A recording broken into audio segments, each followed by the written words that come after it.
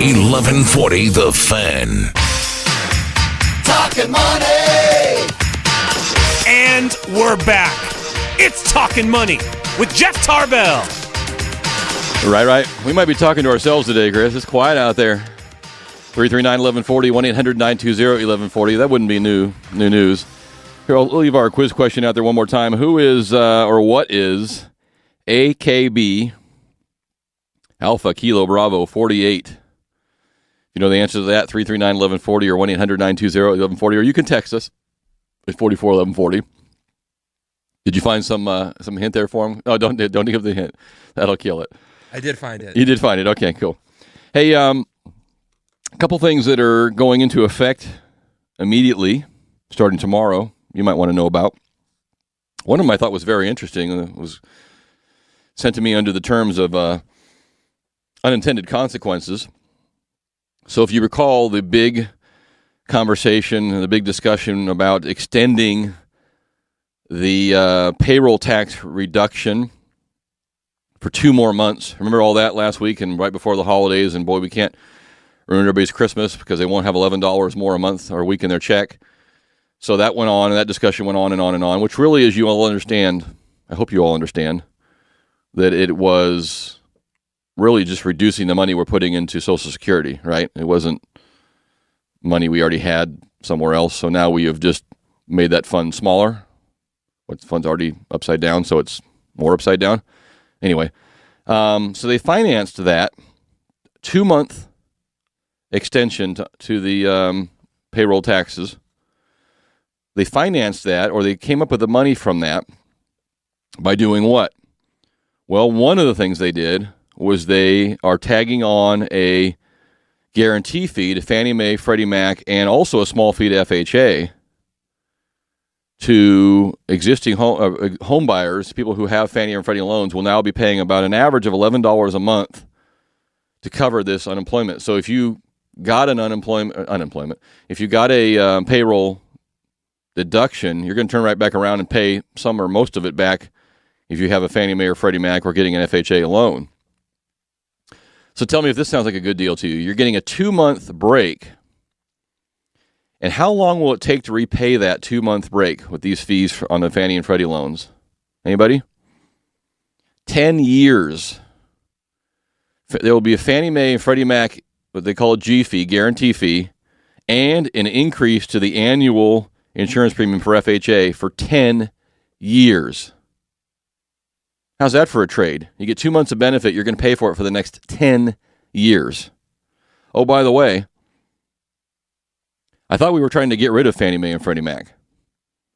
I thought it was on everybody's agenda that we should get rid of these agencies like in the next year or two. Guess what? They'll be around for at least 10 years. They got to collect the money on the guarantee fees to pay for the 2-month extension. You didn't hear that on the news, did you? 339-1140, 1-800-920-1140 if you want to jump in. We got a couple people on hold. Let's get to Larry in Granite Bay. Larry, how you doing?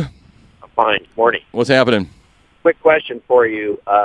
In California, if you let your house go to foreclosure, what are the chances of them pursuing the legal method where they could sue you for a deficiency versus no deficiency? Was the loan a purchase money loan, or was it a refinance of something else later on? Let's see. It was on a single-family dwelling. It was the second refinancing, and there's a second loan, home equity loan too. Okay, so legally, they can do it. They have every right to do it. Will they do it? Probably not likely. What I think is the first mortgage probably won't do anything. The second mortgage, what I'm seeing a little bit behind the scenes is some of these second mortgage holders are selling off these liens, and selling them, for pennies on the dollar to some collection agencies, and the collection agency has 4 years from the time you made your last payment to come after you. So they're probably going to sit back in the wings a little bit and come after you down the road a little bit. And so the only way you can guarantee that you can get rid of these liens is you can do a short sale and get them to sign an agreement that the money they get is all they're going to get. Or if it went to foreclosure, you have to go to a bankruptcy and bankrupt off any potential lien that might be out there. Right. Otherwise, you do leave yourself open to being sued back for the money. So even if the home equity loan forecloses non-judicially and takes the house, they would still be able to come after you for anything they hadn't collected? Theoretically, yes. And that's where they would get into this pursuing you forever?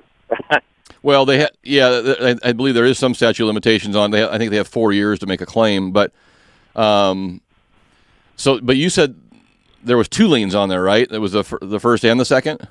Correct. Yeah. So, and did the second foreclose on you, or did the first? Either one have. I'm just saying. Oh.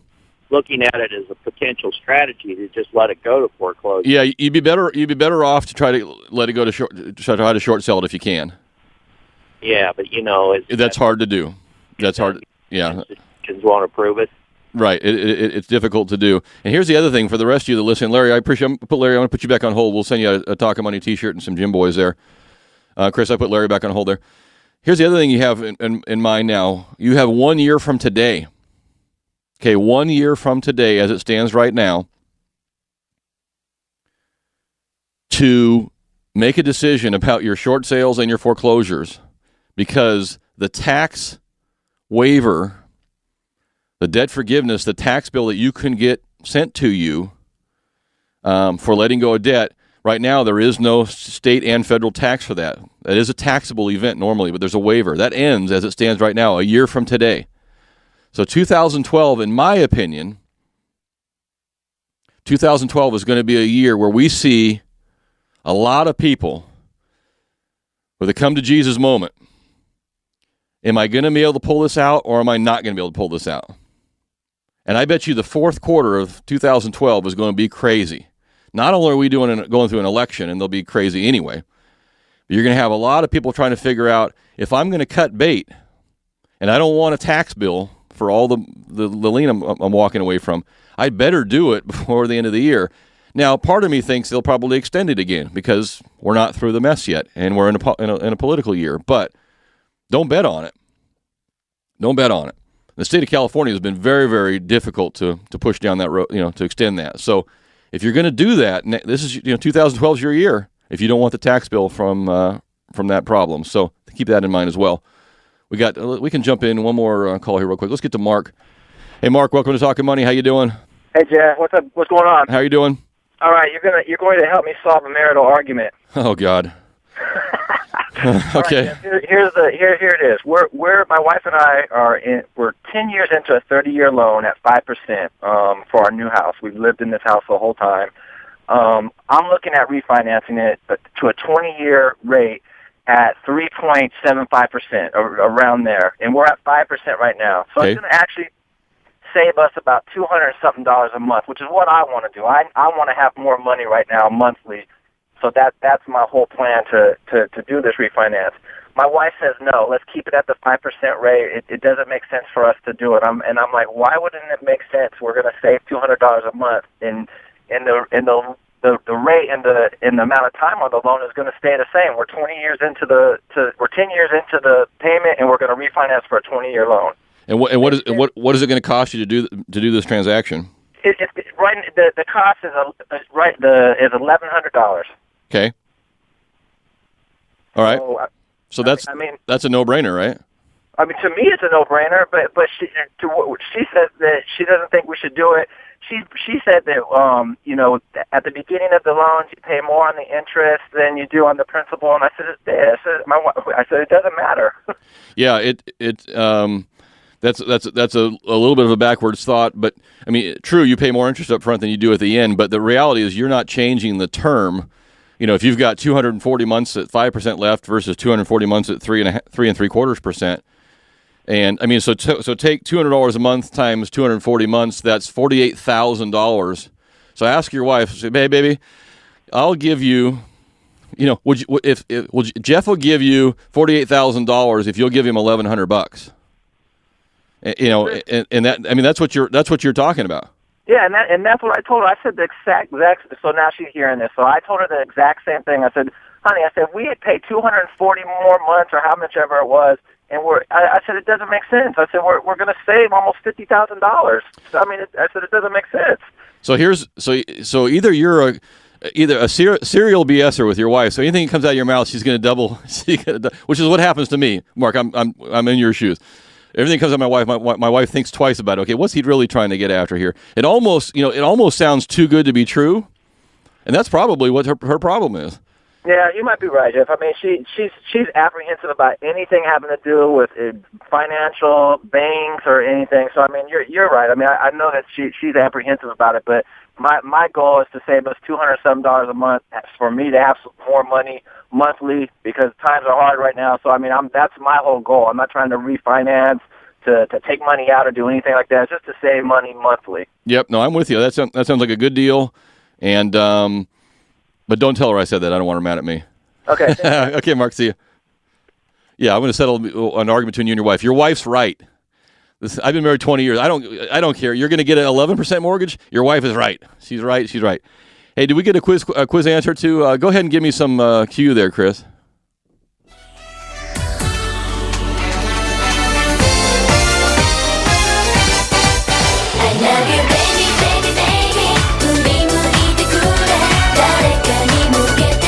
AKB48 coming to a theater near you. Okay, that's pretty catchy. No wonder the old boys in Japan. So AKB48 is a group of 92 mostly teenage girls singing suggestive lyrics like "My school uniform is getting in the way." And they're incredibly popular with the old boys in Japan. Shocker. You will only hear that on Talkin Money. We got to take a quick break. I'll be right back. My name is Jeff Tarbell. More obscure stuff coming your way, I promise. 339-1140, 1-800-920-1140. You can text me at 441140 if you want to. I'm listening, and my knowledge is now as deep as the Sierra snow from the 530.